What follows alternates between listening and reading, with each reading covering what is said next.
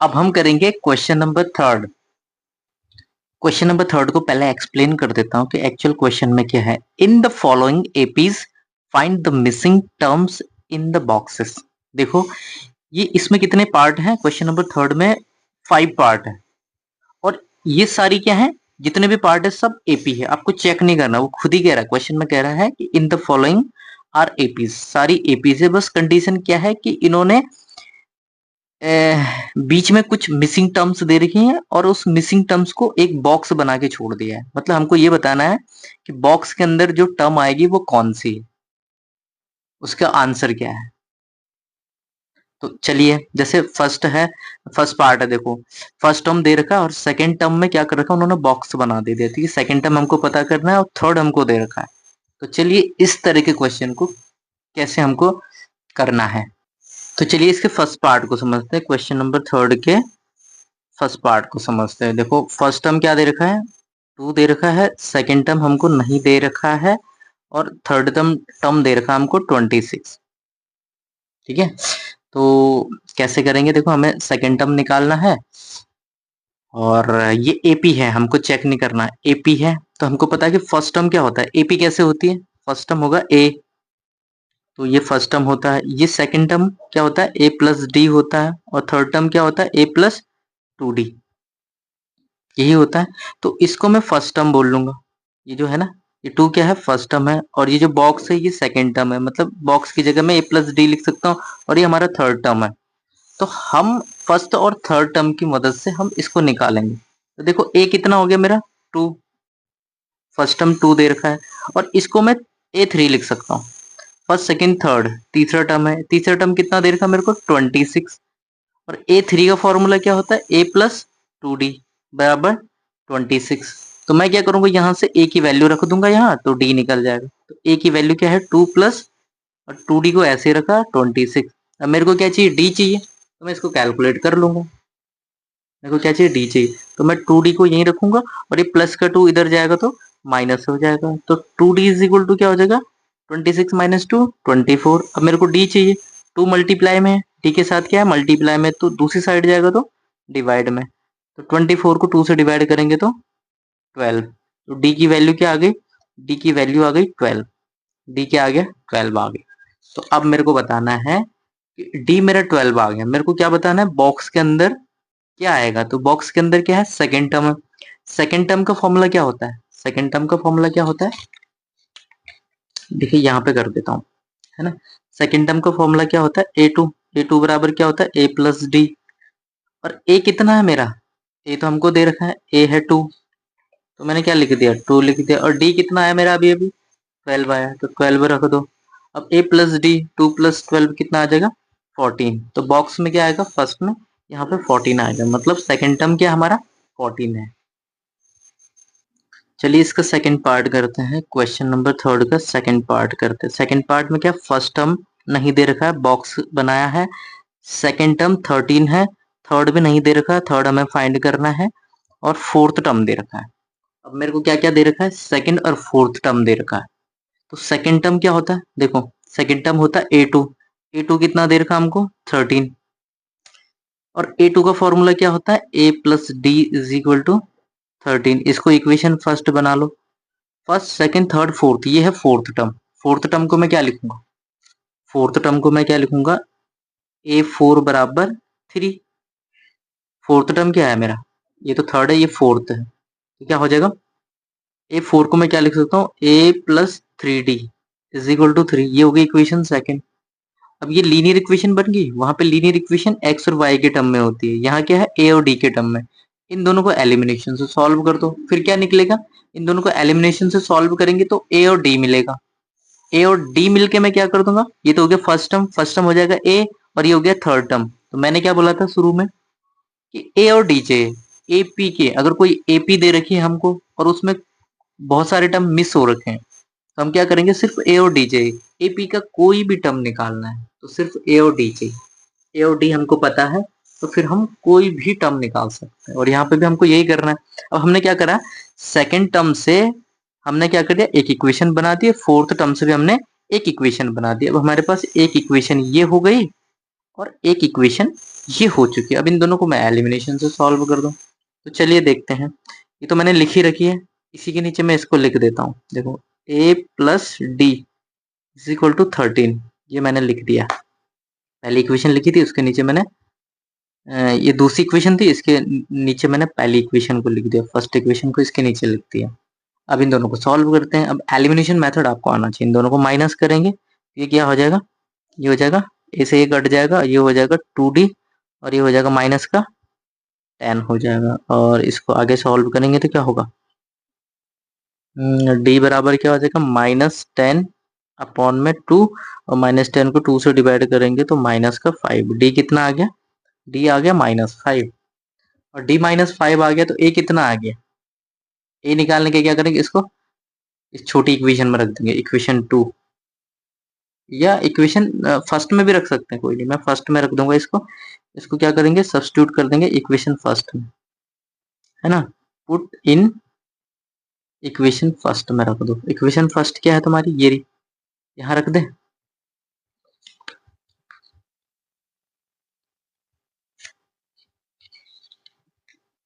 Equation first क्या है, a plus D is equal to 13, और a हमको निकालना है, d कितना है, माइनस का 5 प्लस का 13, तो ये a plus minus into minus का 5 इज इक्वल टू 13, हमको a चाहिए, -5 इधर जाएगा तो 13 प्लस 5, तो a इज इक्वल टू कितना हो जाएगा 18।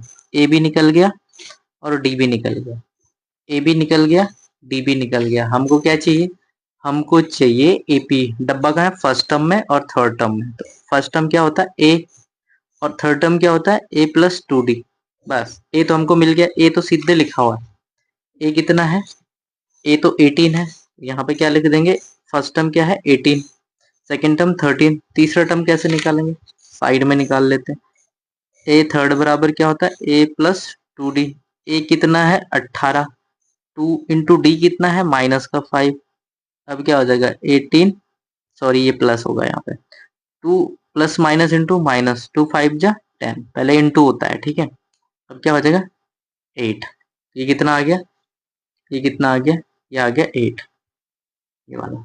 तो एपी क्या बन गई, अब इस पूरी एपी को लिख लेते हैं। एपी का क्या बन गया, एपी को मैं अच्छे से लिख लेता हूँ। एपी क्या बन गई, इसको अगेन लिख देते हैं। फर्स्ट टर्म हमारा 18 हो गया, और सेकंड हो गया 13, और थर्ड हो गया 8, फोर्थ हो गया 3। देखो डिक्रीजिंग एपी है, तो हमको क्या निकालना था, एक ये वाला 18 और एक ये वाला। पूरी मैंने एपी के चारों टर्म्स लिख के दिखा दी। अब हम करेंगे थर्ड पार्ट। अब हम क्या करेंगे, थर्ड पार्ट करेंगे, जिसमें हमें फर्स्ट टर्म दे रखा है,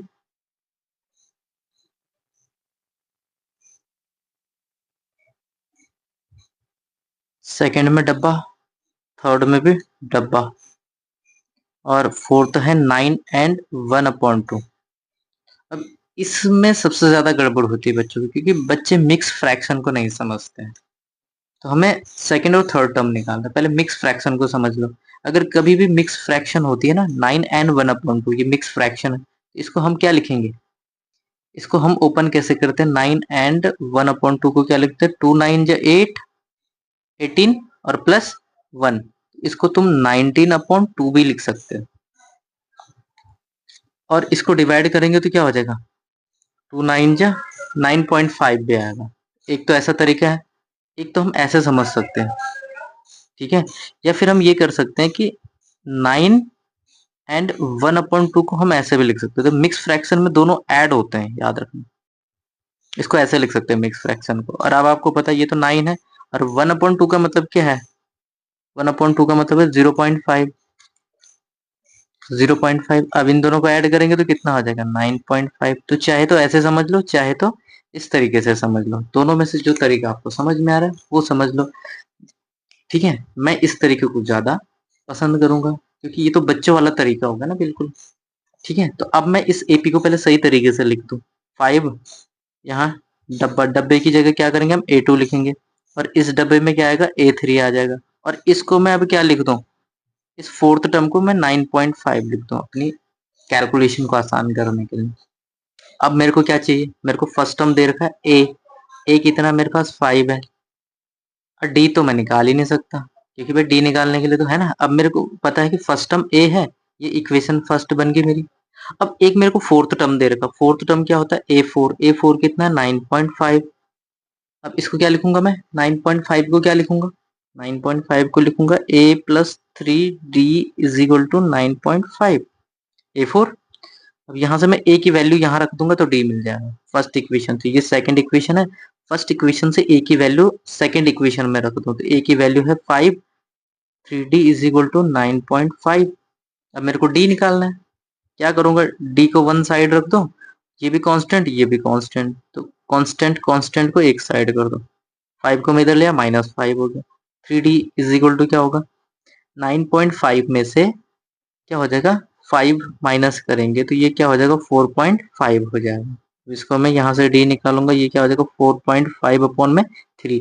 4.5 को 3 से डिवाइड कर लेना नहीं आता, आपको सीखना चाहिए, इतनी बहुत बेसिक चीजें सिखाने में टाइम वेस्ट होता है बेटे। डी मिल गया हमको 1.5, ए मिल गया। अब हमको क्या निकालना है, सेकेंड टर्म निकालना है, क्या डब्बे वाला है सेकेंड टर्म, ए2 क्या होता है, ए2 क्या होता है,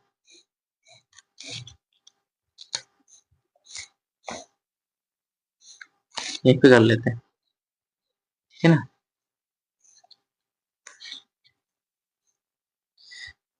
ए2 निकालना है, ए2 क्या होता है a+d।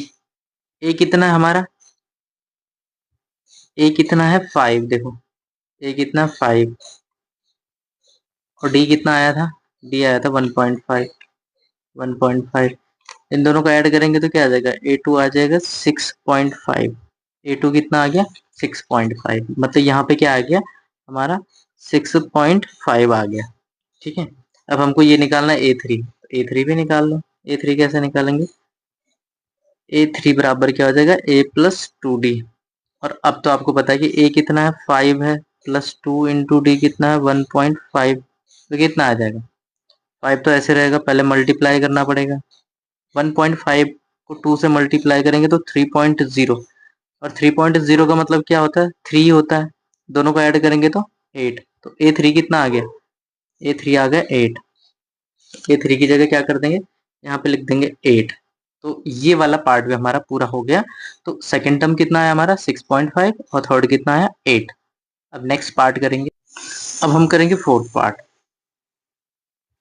अब हम करेंगे फोर्थ पार्ट। फोर्थ पार्ट में क्या है, हमें फर्स्ट टर्म दे रखा है एपी का, सेकंड भी हमको फाइंड करना है, थर्ड भी हमको फाइंड करना है, फोर्थ भी हमको फाइंड करना है, फिफ्थ भी हमको फाइंड करना है, और सिक्स, ये फर्स्ट और लास्ट टर्म दे रखा। लास्ट क्या है 1 2 3 4 5 6, इस लास्ट क्या है हमारे पास सिक्स टर्म है, छठवां टर्म है हमारे पास, पहला और छठा टर्म दे रखा है, मतलब फर्स्ट टर्म दे रखा है और सिक्स टर्म हमको दे रखा है, बीच के टर्म सारे निकालने हैं। तो फिर वही अगेन मैं बता रहा हूँ कि एपी का कोई भी टर्म निकालना है आपको तो ए और डी चाहिए, और यहाँ पे क्या है ए हमको दे रखा है, ए हमको कितना दे रखा -5, तो ए हमको पता है। अब हमको करना है क्या, डी निकालना।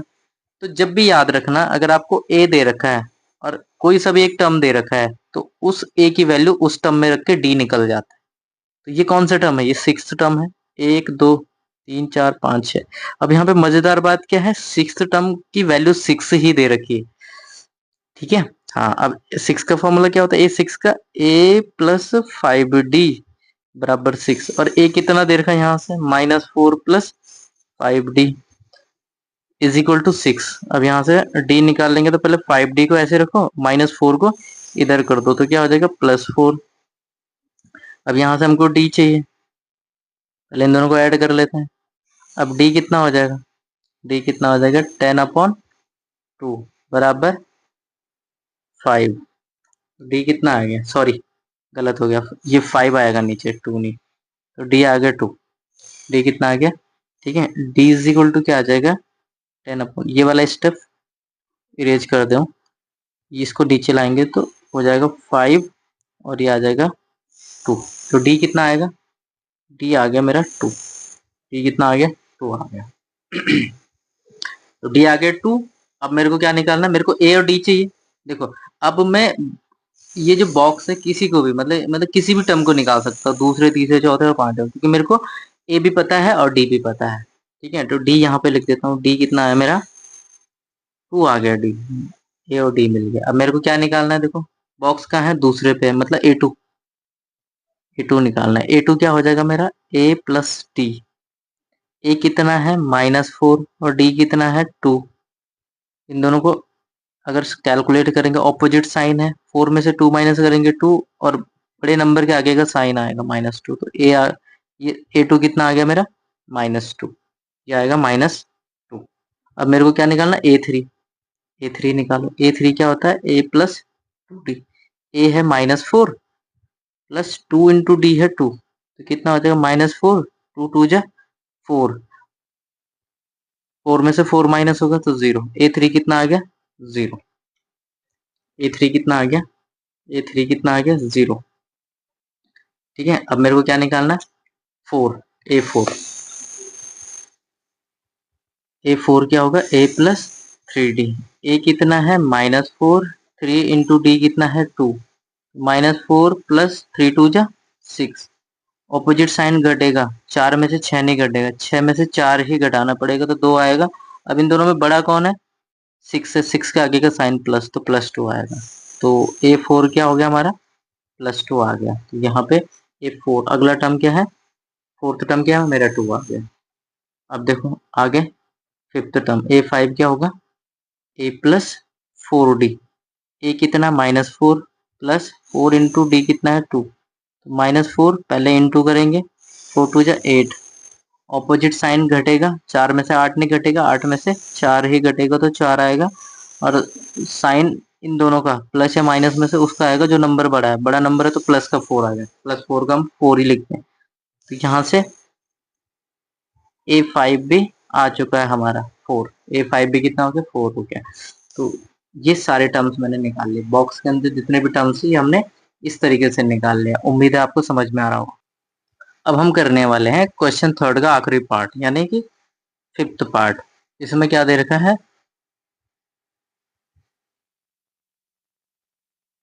इसमें फर्स्ट टर्म नहीं दे रखा है, बॉक्स दे रखा है। सेकंड टर्म हमको दे रखा है 38, थर्ड नहीं दे रखा है, फोर्थ नहीं दे रखा है, फिफ्थ नहीं दे रखा है, और फिर लास्ट दे रखा है, यानी सिक्स्थ टर्म। 1 2 3 4 5 6, ये सिक्स्थ टर्म हमको -22 दे रखा है। तो देखो हमको क्या क्या दे रखा है, हमको सेकंड और, है ना, हाँ, तो सेकंड टर्म क्या होता है, ए टू कितना मेरे पास 38। ए टू को मैं क्या लिख सकता हूँ, A plus D is equal to 38, यानी कि इक्वेशन फर्स्ट बना दी मैंने इसको। और क्या दे रखा मेरे को दे रखा है सिक्स्थ टर्म। सिक्स टर्म को मैं क्या लिखूंगा, ए 6 लिखूंगा, बराबर कितना है -22। तो इसको मैं लिखूंगा ए प्लस 5डी इज इक्वल टू -22। ये हो गया इक्वेशन सेकंड। अब इन दोनों इक्वेशन को सॉल्व कर लो, ए और डी निकालो। ए और डी निकालने से, है ना, इस इक्वेशन को मैं इसके नीचे लिख देता हूँ, A plus D is equal to 38। Equation first है। इन दोनों को माइनस कर देंगे। माइनस क्यों करना है, ये आपको पेयर ऑफ लीनियर इक्वेशन यानी कि थर्ड चैप्टर में आपको अच्छे से पढ़ना पड़ेगा। ये देखो 4D 5D, है ना, और ये कितना हो जाएगा, माइनस माइनस माइनस में ऐड हो जाता है, तो 10, ये हो जाएगा माइनस का 60। अब हमें डी चाहिए, -60 है, और ये 4 अपॉन में आ जाएगा, इसको डिवाइड करेंगे तो क्या आ जाएगा, -15।